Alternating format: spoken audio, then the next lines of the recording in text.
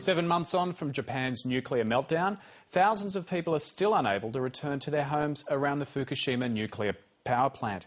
And for many of them, the terrible realisation is sinking in that they may never go back. Some communities have been found to be radiation hotspots, with levels comparable to those found at Chernobyl. Many of those affected say they've had little help from the Japanese government as they struggle to come to terms with what's happened. The ABC's North Asia correspondent Mark Willesee travelled to one of the Fukushima hotspots and talked to some of those dealing with the ongoing legacy of this disaster.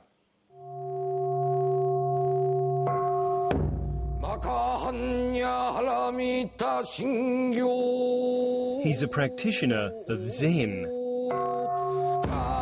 a seeker of enlightenment in an age of nuclear fallout. Koyu Abe is the chief monk of Fukushima's 400-year-old Joenji temple. And this is a sutra for peace and rebirth, a prayer for the resurrection of an entire community choked in radiation. This radiation is like an invisible snow. It's fallen and brought us a long winter. But eventually the snow will melt and spring will come. To help his community rid itself of this invisible snow, Monk Abe is allowing people to dump their radioactive topsoil on temple land. Armed with his 4 Geiger counters, he shows me just how contaminated this earth is. The Japanese-made Geiger counter quickly blasts off the scale. The others reveal radiation levels 10 times beyond what's considered safe. The radiation level here is so high that some of the Geiger counters can't measure it. But I still accept this contaminated soil. But to get a real sense of just how contaminated some of these areas are, I have to travel closer to the shattered nuclear plant, to a community abandoned to the ravages of radiation. Well, I'm just crossing the mountains into Iitate and our Geiger counter is spiking. It's quadrupled just in the space of a minute or two in terms of its reading. So there is no doubt this place is a radiation hotspot, especially since they found radioactive plutonium there just a couple of weeks ago. I've come to meet Kenichi Hasegawa, and as I pull into his farm in Iitate, the Geiger counter reading begins to rise. Before the nuclear meltdowns, Mr. Hasegawa was a dairy farmer.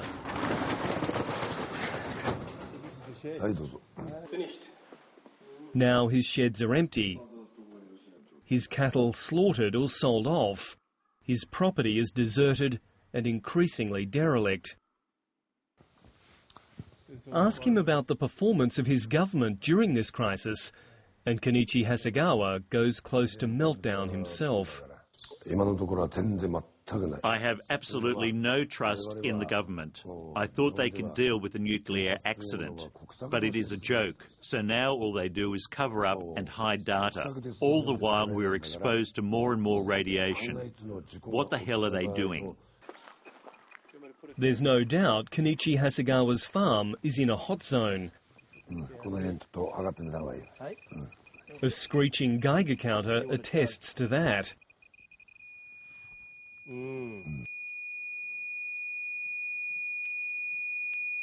The nuclear fallout has scattered Mr. Hasegawa's family. His son will no longer inherit the farm. But what reduces this stoic farmer to tears is the tragic story of a close friend, also a dairy farmer, who took his own life when told to slaughter his animals and leave his land. When I heard the news, I went to his home and he was already in a coffin, but I still couldn't believe it. I opened the coffin and then I saw him. I choked up. Before the nuclear disaster, he'd been so happy. The Fukushima meltdowns have displaced 80,000 people. Many of them, like Tomoe Unuma and her daughter Hana, are still living in shelters scattered throughout Japan. Tomoe Unuma has been allowed to return to her home once to collect some belongings. Less than 3 kilometres from the oozing remains of the nuclear plant, the village of Futaba is now an overgrown, decaying ruin.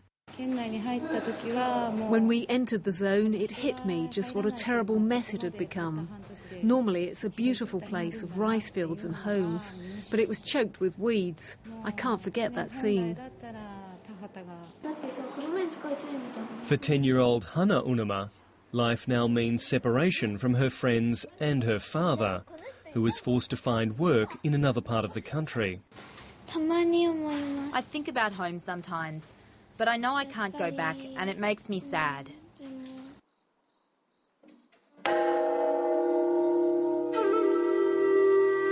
Across Fukushima, there are countless more stories like those of the monk Koyo Abe, the farmer Kenichi Hasegawa, and the evacuee Tomoe Unuma.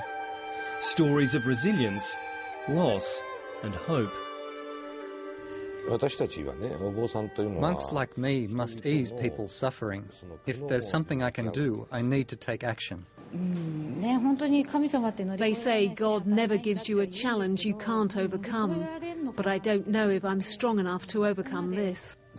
We might come back, but I won't let the children come back.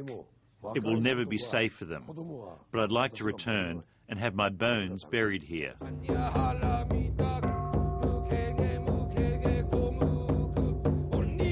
The invisible snow of radiation continues to haunt Fukushima. And for thousands here, it could stalk them all their lives. Mark Willesee, Late Line.